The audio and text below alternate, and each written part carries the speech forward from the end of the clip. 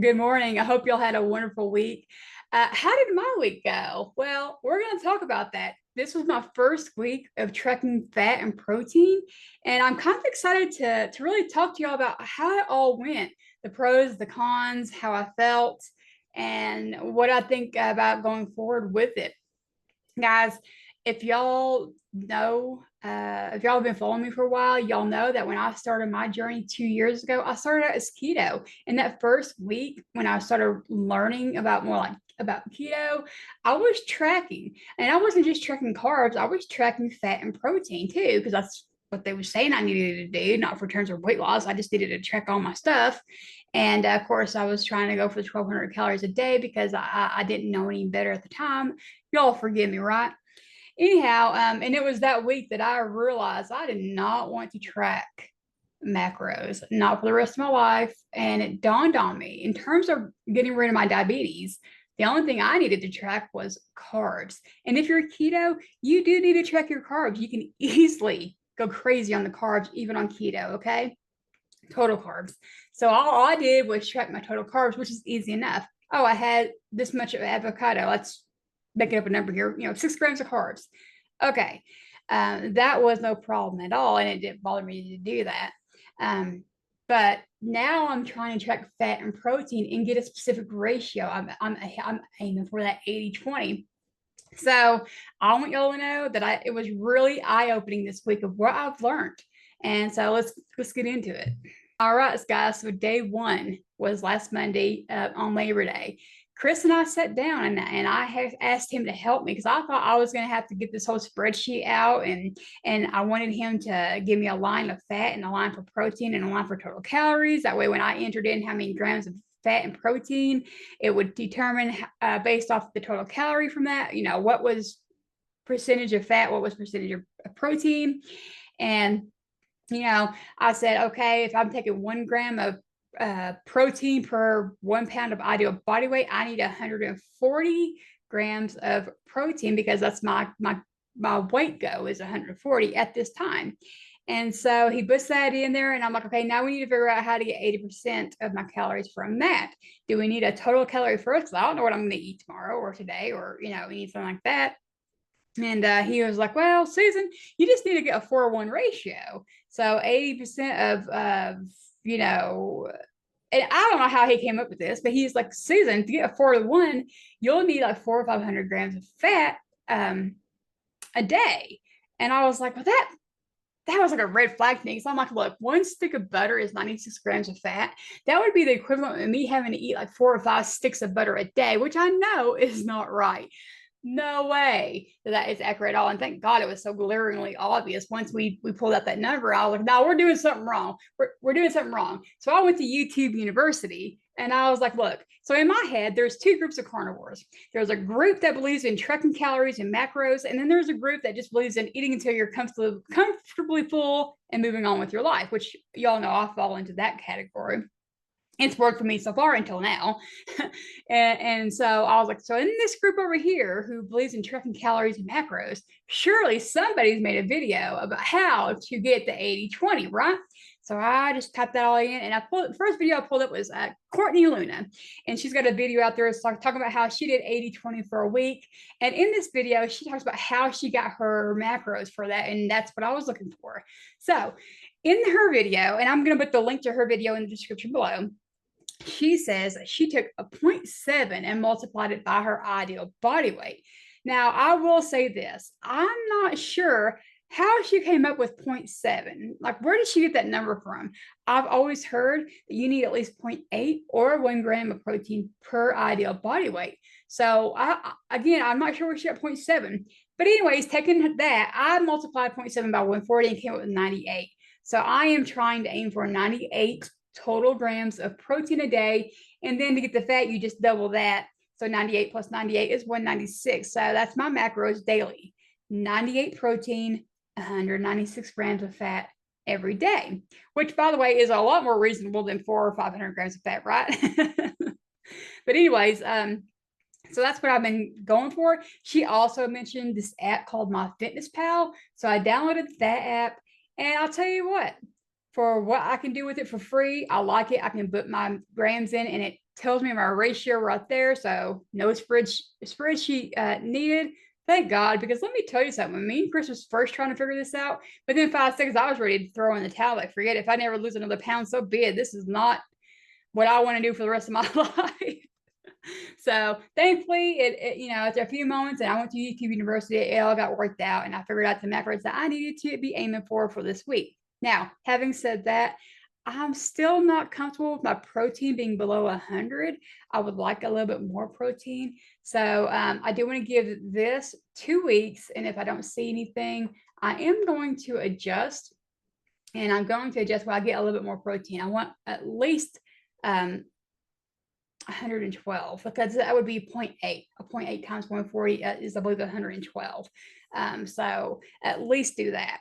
But for now, I'm going to go this route and see how it goes. So let's talk about my first meal for this. And that's Monday. Now, guys, I messed up. I did not get my macros for my first meal. Oh, man, already off to a great start, right? So my first meal is what you see here. Now, the lighting is dark. I promise you, these things are not as dark as they appear in the picture. They're called Carnivore spring rolls. And I didn't come up with it myself, trust me.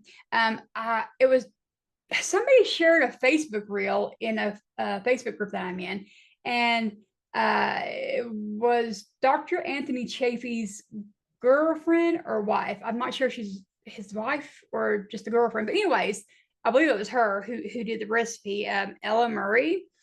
I'll try to find and see if they have a YouTube video on it. And if they do, I'll put the link to that in the description below. That way I can give proper credit. But it wasn't my recipe, so I can tell you that for sure. But anyways, it was a really good one though. And it wasn't using a bunch of cheese or egg whites. It was really refreshing. It was chicken skin with ground beef, and you just rolled the chicken skin around it. Unfortunately, I didn't consider, because I'm not used to it, I didn't consider that I needed to weigh the chicken skins out and then the ground beef that I stuffed in there out. So I have no way of knowing how much fat and protein I have in these things right now. So I couldn't get macros for this day, but that is what I ate on Monday. But anyways, so first day was a flop in terms of macro counting or tracking. So I'll go on to day number 2, and now I'm going to do better. Today is my seafood day. I had a can of tuna, which, by the way, is skipjack wild nature tuna. If you get tuna from a can like I do, you've got to be really careful. A lot of tuna brands will have soy in the ingredients, not just tuna. And so skipjack wild nature did not have soy in it, so I grabbed that one. And as you can see here, I have tuna and I have my eggs, and I did use yolk in there as well to help up the fat. And then you can see to the right of it, browned butter bites. Now, guys, y'all already know I don't like butter on my eggs, except for the butter that you would use to kind of fry them if I don't have bacon grease. But to just have butter melting on top of them, I don't like it. And y'all know I don't like to eat butter like a candy bar. That has not grown on me. But I rediscovered brown butter bites this week. I had forgotten all about those, and I actually enjoy them, and I can eat butter like that. Okay, so that's what you're seeing there. Now, I actually had a whole stick worth. I just don't have the whole stick worth of butter bites pictured there, but you get the point, right? So that was my Tuesday's meal, and gosh, my calories was like 1,700-ish in that meal. When I do, look, eye-opening thing, guys. Let me just tell you something. What I've learned this week is this. I was not eating what I thought I was eating. As I get to my hamburger meat, I'm going to show you, and y'all going to see what I'm talking about. Okay. So I'm getting ahead of myself. So let's just go on here. So Wednesday is, and now I tried to do something a little bit different. I wanted to try to kind of record a little bit of what I was doing. I don't have proper setup for it. And what you're going to see here is me trying to hold my camera, my phone, with one hand while doing everything with my other hand. in some ways it worked, and in other ways it didn't, but it's the best I can do with what I have. I really need is probably just like a small short stand to clip my camera or my phone into, so it can still see what I'm doing. I don't have one of those right now, so for now this will just have to work.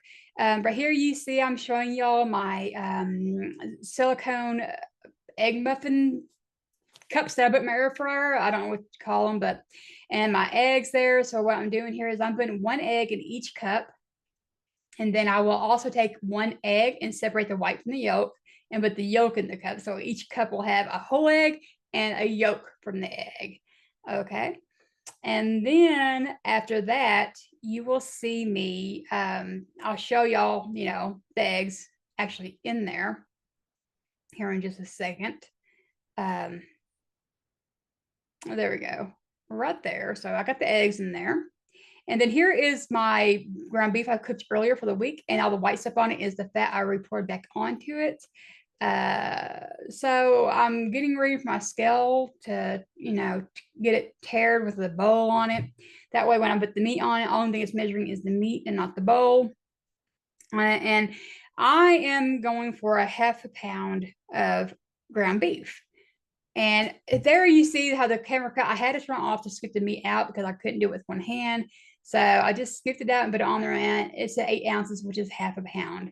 So guys, this is what I'm talking about though. I had no idea how much half a pound was. To me, without writing that, I would have said, oh yeah, that's a pound of meat. So I thought whenever I would say I was eating a pound of meat, it was probably more likely only a half a pound. And that's what I'm saying. I probably wasn't eating near what I thought I was eating this whole time. This right here, I went 2 ounces of cheese. It's smoked mozzarella, really good. But, not something I'm going to do very often because I am very much limiting my dairy. It's just in this one, I had some cheese to use up. That's what the cups look like. I didn't show y'all my bacon for some reason. I do have 4 pieces of bacon, one in each cup. So there's that. And I didn't mute this part of the video because I wanted y'all to hear the crunch. Listen. Oh, that sounds so good to me. I don't know why. Anyways, you can see the melted cheese and how it came out. This is really tasting good, and I do plan on eating this again in the future.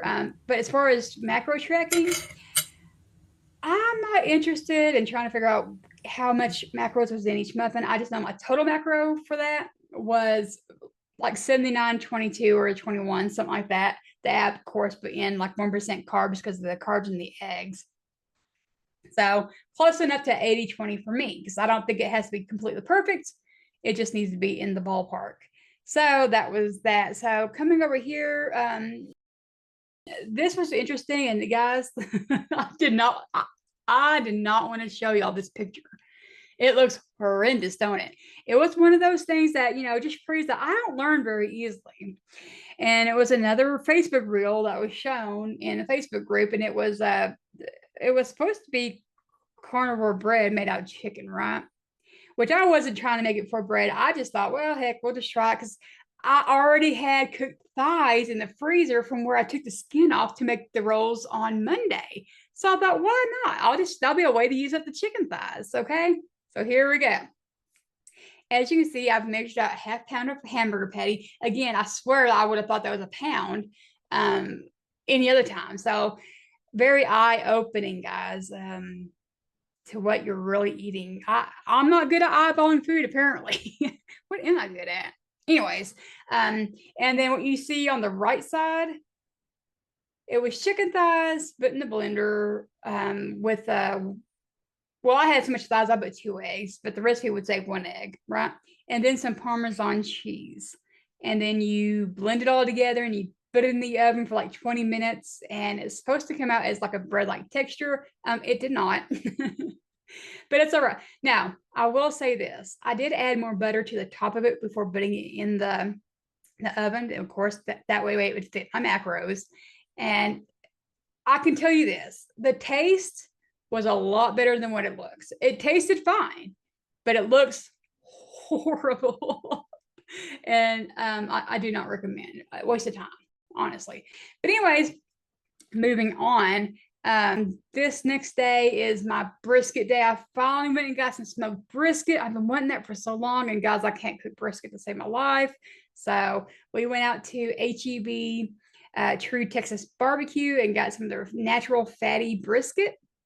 Unfortunately, it does come with some pepper on it, but they don't use sugar in their seasoning. So it did have some carbs to it, just the little bit of natural carbs, but the pepper added carbs to it as well. And that's right. And yes, and in that picture, you do see some pickles.